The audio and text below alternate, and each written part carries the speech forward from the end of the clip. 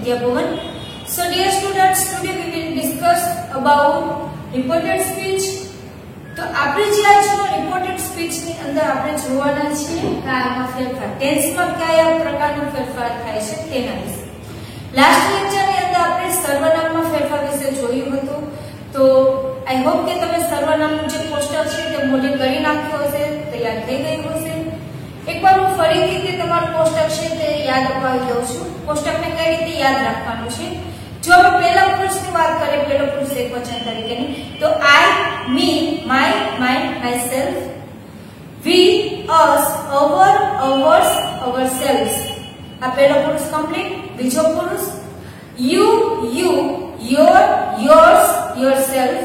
બહુવચન હોય તો you, you, your, yours, yourselves. Okay, આ બીજો પુરુષ કમ્પ્લીટ. ત્રીજો પુરુષ માં જો છોકરાની વાત કરીએ તો પુરુષ જાતિ માટે તો હી.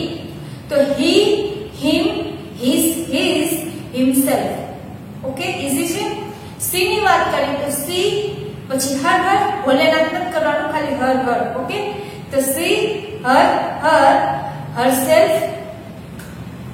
લાસ્ટમાં તમારે ઈટ, તો it, it, its, its, itself. અને છેલ્લું ધેય, ધેય વાળું, તો they, them, their, theirs, themselves. Okay, યાદ રહી જશે. એકદમ ઈઝીલી છે. ફક્ત તમારે લાસ્ટના બે માં શું આવે છે? લાસ્ટમાં આવે છે કાં તો સેલ્ફ અથવા તો સેલ્વ્સ. એની આગળનું છે એમાં એસ વાળું આવે છે. ઓકે, અને પહેલું છે એની અંદર ફર્સ્ટ તમારી કર્તા વિભક્તિ, સેકન્ડ છે તમારી કર્મ વિભક્તિ. ઓકે, જે તમે એક્ટિવ પેસિવમાં પણ શીખી ગયા હશો એટલે તમને એ તો પહેલી કર્તા અને કર્મ વિભક્તિ તો યાદ જ હશે. ખાલી સંબંધક વિભક્તિ તમારે તૈયાર કરવાની રહેશે. હવે આજે આપણે વાત કરીશું કે આમાં ફેરફાર ટેન્સમાં કઈ ટાઈપનો ફેરફાર કરીએ છીએ. જ્યારે તમે કોઈ પણ સેન્ટેન્સને, કોઈ પણ વાક્ય અથવા તો ડાયલોગને ડાયરેક્ટમાંથી ઇનડાયરેક્ટ સ્પીચમાં કન્વર્ટ કરો ત્યારે ટેન્સમાં તમારે ટોટલ 7 ફેરફાર કરવાના છે. કયા ટાઈપના? એકદમ ઈઝી છે. પહેલા ગુજરાતી જોઈએ, પછી આપણે તેના ક્રિયાપદને આધારે જોશું કે જે સાદું વર્તમાનકાળ છે તે શેમાં કન્વર્ટ થાય છે? સાદા ભૂતકાળમાં.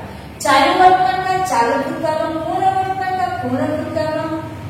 એનો મતલબ આ ત્રણનો કેવો થયો કે જે વર્તમાનકાળ છે તે સંપૂર્ણ સેવા ફેરવાઈ જાય છે ભૂતકાળમાં.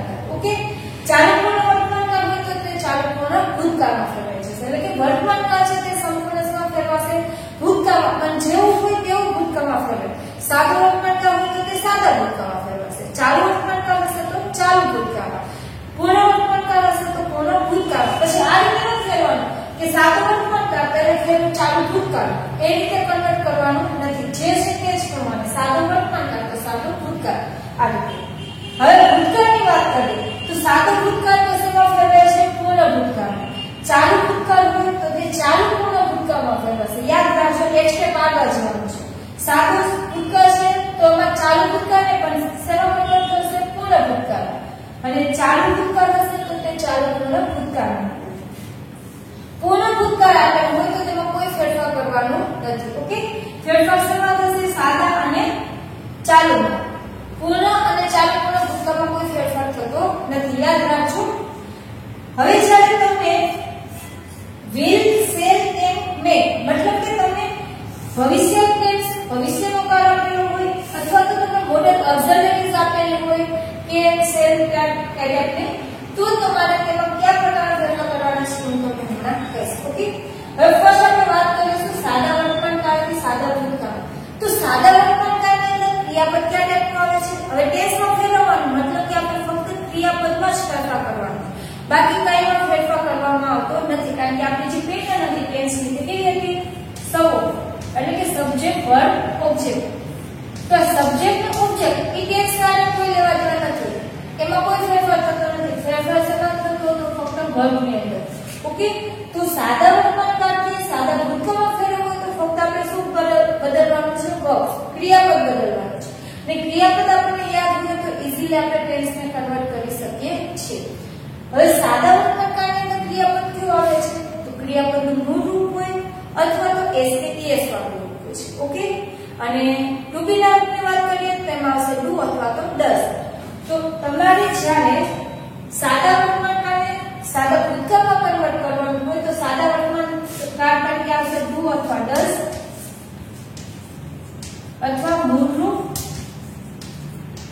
SKES વાળું. ઓકે, આટલું હશે. સાદા વર્તમાનકાળ તરીકે ક્રિયાપદમાં શું આવશે? ક્રિયાપદ જો પ્રશ્ન થશે તો ડુ કે ડસ હશે. વિધાન વાક્ય હશે તો ક્રિયાપદનું કાં તો મૂળ રૂપ હશે અથવા તો SKES વાળું. તો ભૂતકાળમાં તમે ફેરવો, સાદા ભૂતકાળમાં તેને કન્વર્ટ કરો તો શું થાય છે? ડુ ડસ નું શું થઈ જશે? બી. અને પ્રશ્ન થશે તો અને વિધાન વાક્ય હશે તો મૂળ રૂપ હોય કે SKES વાળું રૂપ હોય. સાદા ભૂતકાળમાં ફેરવો તો ત્યાં તમારે એનું શું કરી દેવાનું? ભૂતકાળનું રૂપ.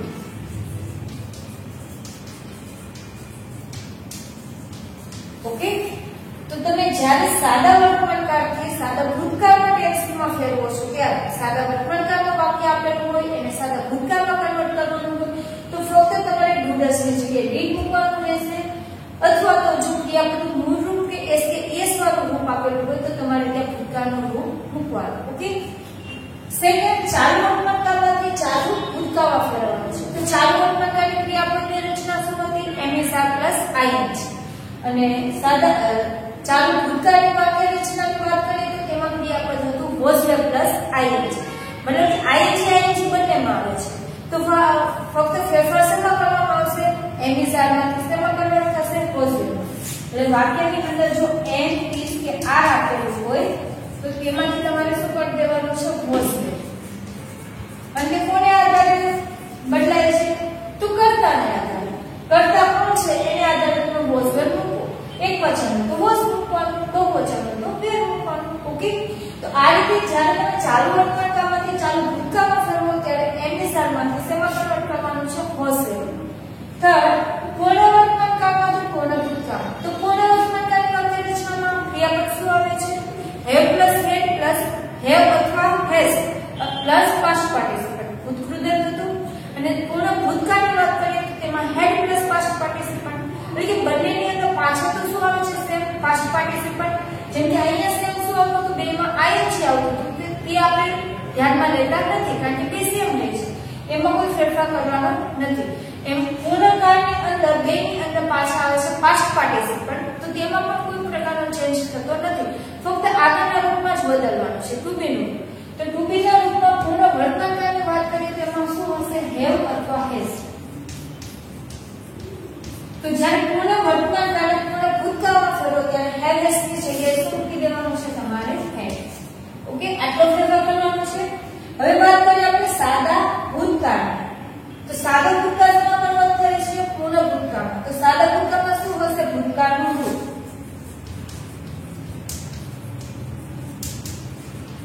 તો એમાંથી તમારે કન્વર્ટ શેમાં કરવાનું છે? પૂર્ણ ભૂતકાળમાં. તો તમારે શું મૂકવું પડશે? had past participle. ઓકે, જો કોઈ વાક્યની અંદર તમને ભૂતકાળનું રૂપ આપેલું હોય, V2 આપેલું હોય તો તમારે તેમાં શું કરવાનું છે? had મૂકી અને જે ક્રિયાપદ ભૂતકાળનું રૂપ છે તેનું past participle એટલે કે ભૂતકૃદય કરવાનું છે. ઓકે, આમાંથી સાદા ભૂતકાળમાંથી પૂર્ણ ભૂતકાળમાં ફેરવાશે. ચાલુ ભૂતકાળની વાત કરીએ તો ચાલુ ભૂતકાળની અંદર શું હોય છે? was were +ING. was અથવા were પ્લસ ક્રિયાપદનું ING વાળું રૂપ હોય છે. તો તેમાંથી તમારે શું કરવાનું છે? ચાલુ પૂર્ણ ભૂતકાળમાં ફેરવવાનું છે. તો ચાલુ પૂર્ણ ભૂતકાળની અંદર શું થાય છે? તો had been +ING. ઓકે, આપણે વાત કરેલી હતી ચાલુ પૂર્ણ વર્તમાનકાળની, તો એમાં have been +ING હતું. ચાલુ પૂર્ણ ભૂતકાળની વાત કરીએ તો એમાં had been +ING હશે. તો અહીંયા શું આવશે? had been +ING. ING same છે તો ઈ તમે ધ્યાનમાં લો તો કાઈ નહીં. જ્યારે તમે was આપેલું હોય તો તમારે had been કરવાનું છે. ઓકે, જો તમે ડાયરેક્ટ was ને વગર ભૂતકાળનું રૂપ આપેલું હોય તો તમારે had past participle કરી દેવાનું. તો was આપેલું હોય તો was વેલ્યુ શું થશે? had been પ્લસ તમારે જે ING વાળું રૂપ હોય એની આગળ શું મૂકી દેવું પડશે? been. એટલે કે was નું થશે had been +ING. એટલે કે was ની જગ્યાએ શું મૂકવાનું છે? had been. યાદ રાખજો, was ની જગ્યાએ મૂકવાનું છે had been અને ભૂતકાળના રૂપની જગ્યાએ મૂકવાનું છે had past participle. ભૂતકાળનું રૂપ હોય તો had past participle, was હોય તો had been. ઓકે, ING વાળું વાક્ય હશે જ, ING નું તો ક્રિયાપદ હશે જ, એ તમારે એમનું એમ જ રહેવાનું છે.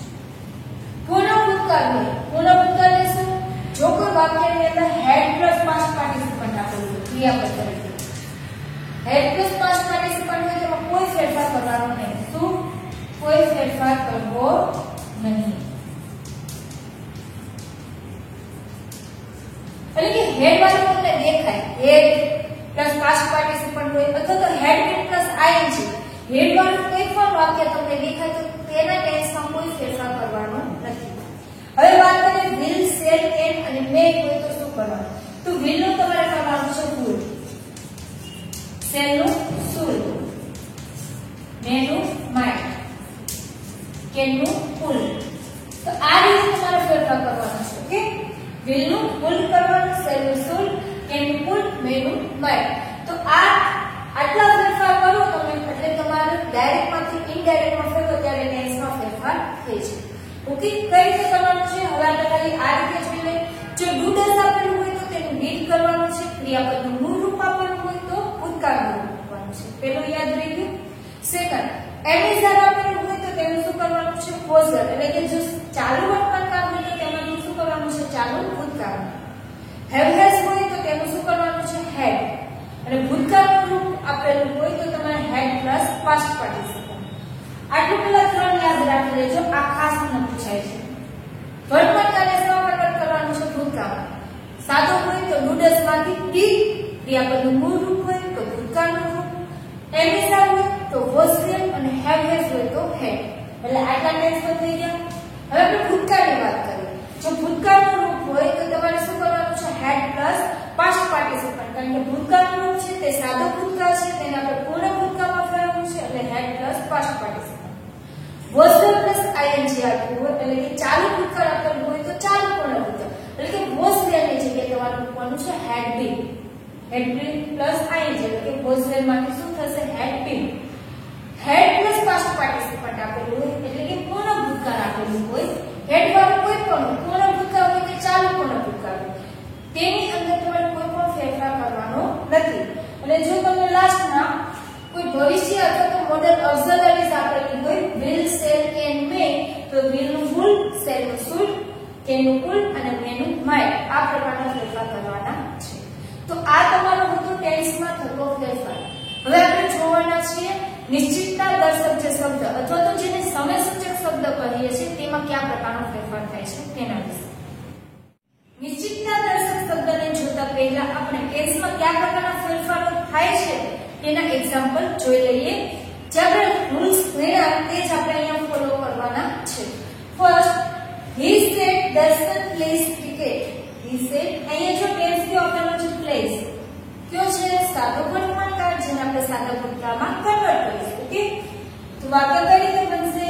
he said કે વાક્ય અવતરણ ચિહ્નો દૂર કરવા વાક્યમાં શું લખવામાં આવે છે? ડેડ. he said that દર્શન નામ આપ્યું છે કોઈ ફેરફાર નહીં કરવાનો. ઓકે, જો ત્યાં સર્વનામ આપેલું હોત તો આપણે સર્વનામ પ્રમાણે ફેરફાર કરો. નામ છે તો એમ જ દર્શન. પ્લેસ છે ત્યાં આપણે શું કરશું? તેનું ભૂતકાળનું એટલે કે પ્લે ક્રિકેટ. ઓકે, તો આ રીતે તમારે ફેરફાર કરવાનો છે. બીજું, Veena said Mr. Shah is teaching English. Veena said Mr. Shah is teaching. Is teaching નો મતલબ કે આપણું કયું છે? ચાલુ વર્તમાન કાળ છે જેને આપણે ચાલુ ભૂતકાળમાં ફેરવવાનું છે. તો એમિઝરની જગ્યાએ આપણે શું મૂકીએ છીએ? વોઝ વેર. તો શું આવશે વાક્ય? Veena said that Mr. Shah is ની જગ્યાએ શું આવશે? Mr. Shah સાથે વોઝ આવશે કે વેર? Mr. Shah એક છે, એકવચન એટલે was. Mr. Shah was teaching English. એક બીજો સવાલ હું તમને કરું છું. અહીંયા તમારે એક વોઝ વેર વાળું વાક્ય નથી એટલે હું તમને અહીંયા ડાયરેક્ટ કહી દઉં છું કે વોઝ વેર આપેલું હોય તો શું કરવાનું? આપણે વોઝ વેર એટલે કે ચાલુ ભૂતકાળ છે તો ચાલુ ભૂતકાળને આપણે શું ફેરવતા હતા? ચાલુ પૂર્ણ ભૂતકાળની અંદર તો વોઝ વેર ની જગ્યાએ શું મૂકવાનું? આ જ વાક્ય આપેલું હોય એને તમારે ઇનડાયરેક્ટ સ્પીચમાં ફેરવવું હોય તો વોઝ વેર ની જગ્યાએ તમારે મૂકવાનું છે હેડ બીન. શું મૂકવાનું છે? હેડ બીન. ઓકે, તો વોઝ વેર ની જગ્યાએ શું થાય? had been a teacher. Sorry, teaching also. Okay, sorry, mistake કરી teaching. અહીંયા was teaching હતું એની જગ્યાએ શું બનશે? જો તેને એટલે કે આ સેન્ટેન્સ ને તમારે Mr. Shah was teaching English એને તમારે જો કન્વર્ટ કરવાનું હોય ઇનડાયરેક્ટ સ્પીચ ની અંદર તો was there ની જગ્યાએ તમારે શું મૂકવાનું છે? ઓકે અહીંયા આપણે is teaching હતું એટલે અહીંયા શું મૂક્યું આપણે was teaching આપેલું હતું તેમાં શું મૂકવાનું છે આપણે had been teaching ઓકે એના પછી જો he said Darshan has finished the work એ વાક્ય સમય પૂછે has માં તો has શું થાય છે had કારણ કે આપણને ખબર છે finish has plus past participle કોનો વર્તમાન કાળ છે તો તે શું કન્વર્ટ થશે કોના ભૂતકાળની અંદર એટલે had plus past participle તો વાક્ય થશે she said that Darshan had finished the work okay आ રીતે એના પછી જો the teacher said Kalpesh gave a book gave मतलब कि जो ટેન્સ છે તમારો gave એટલે ભૂતકાળનો સાદો ભૂતકાળ તો સાદો ભૂતકાળમાં કન્વર્ટ થાય છે પૂર્ણ ભૂતકાળમાં શું આવે had plus past participle તો વાક્ય આ રીતે બનશે the teacher said કે Kalpesh gave શું કરવાનો છે had plus past participle તો had given a book